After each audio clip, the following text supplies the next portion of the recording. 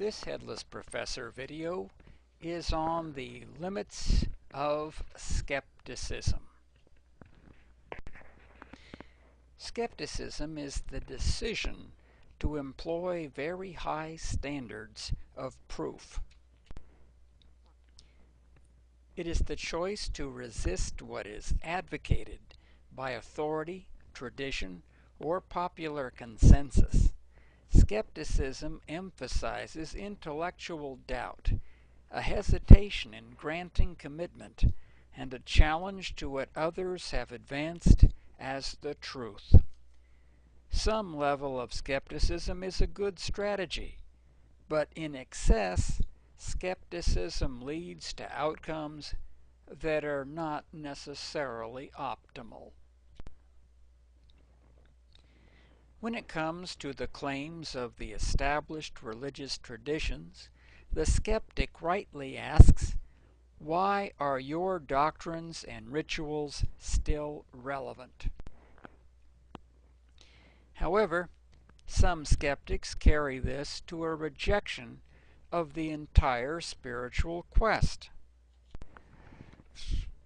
When it comes to accepting government, the skeptic rightly challenges authoritarian governments, asking, by what right do you claim power? However, if the skeptic continues that same practice in a representative government tempered by the rule of law, the de facto alternative is anarchy. When it comes to the claims of pseudoscience and medical quackery, the skeptic rightly demands prove it before swallowing the snake oil. However, if the skepticism continues to find fault with medical studies about the etiology of diseases, we end up with rejecting the public health measures that have eliminated cholera and the vector control strategies that reduced malaria. If the skeptic continues to deny the safety of vaccination, the default alternative yields a return to smallpox and polio. If the skeptic denies the double-blind placebo studies with the statistically significant results showing the efficacy of antidepressants, the default alternative selected is non-treatment, with an outcome of higher rates of suicide. When it comes to the unexamined claims of ethics, the skeptic rightly questions the justification for any constraint on his own freedom. However, when the skeptic regards both utilitarian and deontological approaches as insufficient justification, the default is an ethical relativism, which cannot defend anyone's free choice or free speech, including that of the skeptic. Perhaps the greatest folly of the skeptic is to doubt his own free will. In effect, he is saying, I won't choose until you can prove that I can choose. Well, isn't that position a choice? Skepticism in inappropriate amounts can be frustrating to the point of rejecting liberty. At such a point, the extreme skeptic is merely playing a mind game, employing one rule: doubt everything.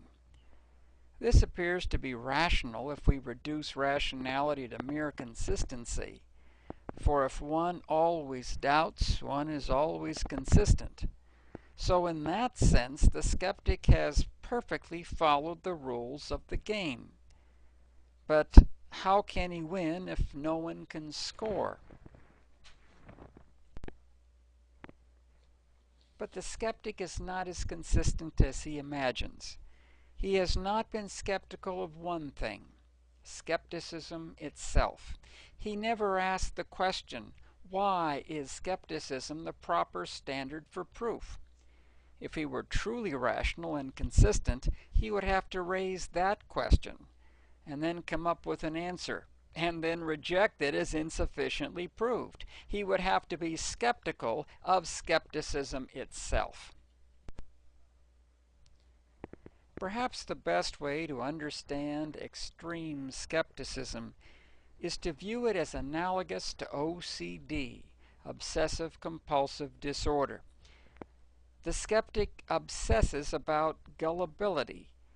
He greatly fears accepting some doctrine or belief that may be false, so he compulsively rejects everything, including scientifically verifiable statements and potentially relevant components of religion.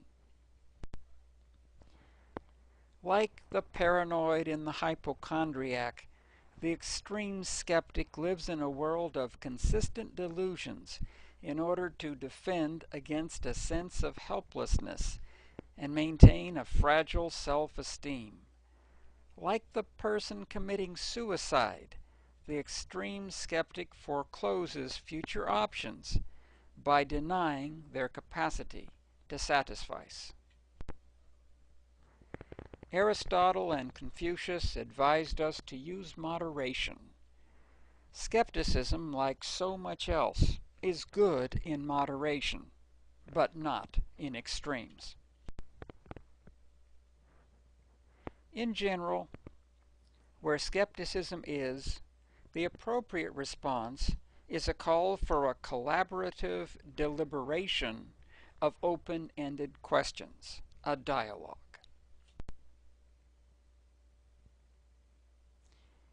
In general, when it comes to government, the skeptic knows how to resist unjustifiable authority, but we must counter this with reframed questions such as, how do we create a responsible government?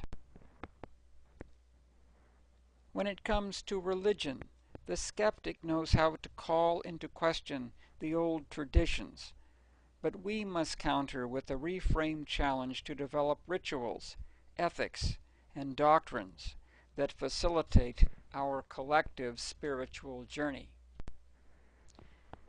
When it comes to science, the skeptic knows how to point out the flaws of pseudoscience, but we must counter with developing research methods that yield applications for a better living. This has been another Headless Professor video.